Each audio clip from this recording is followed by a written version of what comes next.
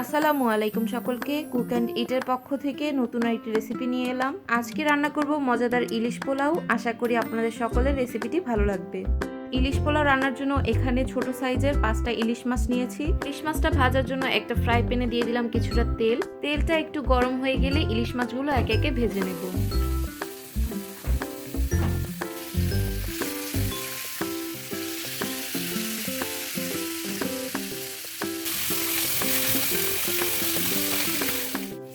মাছগুলো প্রায় ভাজা হয়ে গিয়েছে, এখন এগুলো একটা পাত্রে তুলে নেব।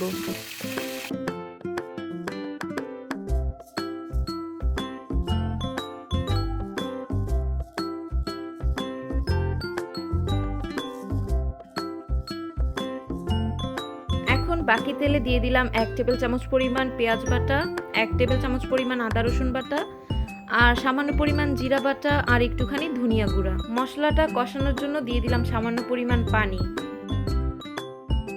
দিয়ে দিব স্বাদ মতো লবণ আর 3টা কাঁচামরিচ। এখন দিয়ে দিব 1/2 চা চামচ পরিমাণ মরিচের গুঁড়া। এখন মশলাটাকে কিছুক্ষণ কষিয়ে নেব। মশলাটা কষানো হয়ে গিয়েছে, এখন ভেজে রাখা ইলিশ মাছগুলো একে একে দিয়ে দেব।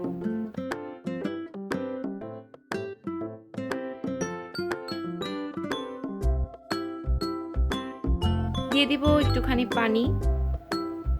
মাছটাকে মশলার সাথে একটু ভালোভাবে মিশিয়ে কিছুক্ষণ কষিয়ে নেব। মাছটা রান্না হয়ে গিয়েছে, এখন সরাসরি চলে যাব পোলাও রান্নাতে। তো একটা হাঁড়িতে নিয়ে নিলাম পরিমাণ মতো তেল। এখন দিয়ে দিব 2টা তেজপাতা, 4-5টা গোলমরিচ আর দারচিনি।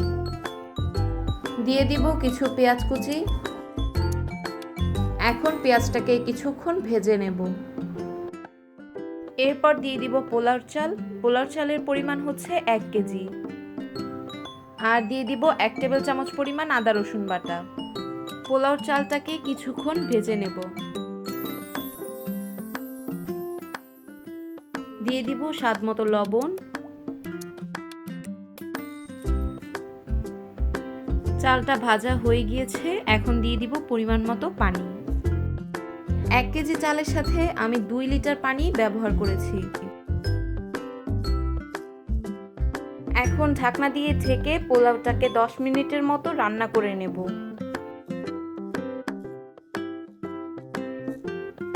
এখন দিয়ে দিব 4টা কাঁচামরিচ। এখন ঢাকনা দিয়ে ঢেকে পোলাওটাকে আরো কিছুক্ষণ রান্না করে নেব। পোলাওটা রান্না হয়ে গিয়েছে, দেখুন কতটা ঝরঝরে সুন্দর হয়েছে। এখন রান্না করে রাখা ইলিশ মাছটা পোলাওর উপর বসিয়ে দেব।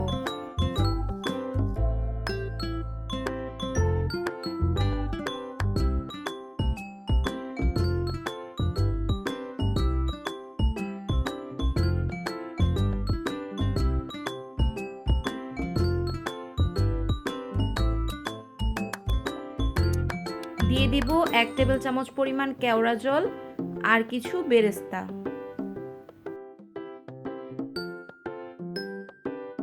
তো তৈরি হয়ে গেল মজাদার ইলিশ পোলাও। আশা করি আপনাদের সকলের রেসিপিটি ভালো লেগেছে। যদি ভালো লেগে থাকে তাহলে অবশ্যই বাসায় ট্রাই করবেন আর আমাকে জানাবেন কেমন হয়েছে।